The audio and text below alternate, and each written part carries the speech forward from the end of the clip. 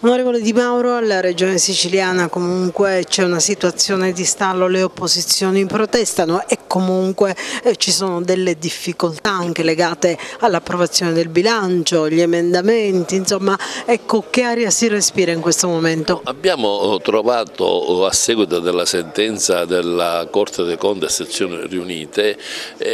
una situazione sul piano finanziario abbastanza difficile, nel senso che il governo Crocetta nel 2015, per non avere adeguatamente attivato le procedure per l'eliminazione dei cosiddetti residui attivi, la Corte dei Conti ci ha condannato a dover restituire, a dover ricreare diciamo, le condizioni affinché nel bilancio della Regione Siciliana si potesse imbinguare il capitolo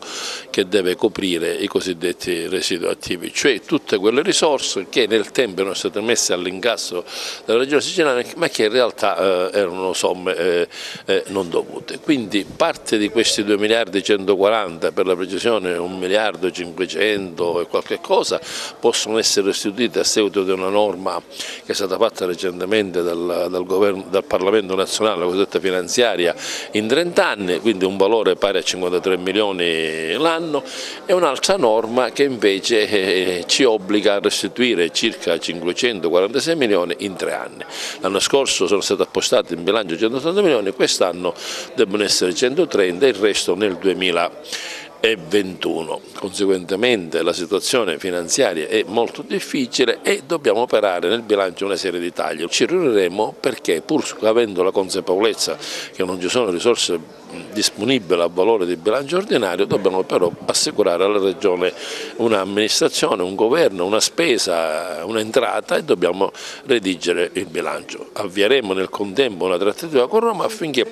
queste risorse di cui parlavamo, i famosi 130 milioni, che non sono una grande cifra ma per la Regione Siciliana sono però cifre importanti, ci auguriamo che col Governo nazionale si possa attivare una iniziativa, una procedura, un tavolo di confronto perché anche questi possono essere invece ripartiti in 30 anni. Ciò significa che qualora questo dovesse verificarsi, ritornare ad aprile-maggio in aula e ripartire queste risorse negli anni a venire. Intanto c'è stata comunque una levata di scudi per quanto riguarda i paventati tagli ai disabili, alle provvidenze per i disabili. Questi sono assolutamente da scartare, cioè le cosiddette spese che riguardano il mondo dell'inclusione sociale, dei disabili, dei soggetti portatori di handicap sono per noi considerate, e questo lo dico a nome della coalizione del governo ma anche dell'opposizione, quasi una sorta di spesa obbligatoria, per cui questi soldi, queste risorse non mancheranno, semmai verranno meno altri servizi che pur essendo importanti non sono essenziali e indispensabili come le risorse da destinare ai disabili.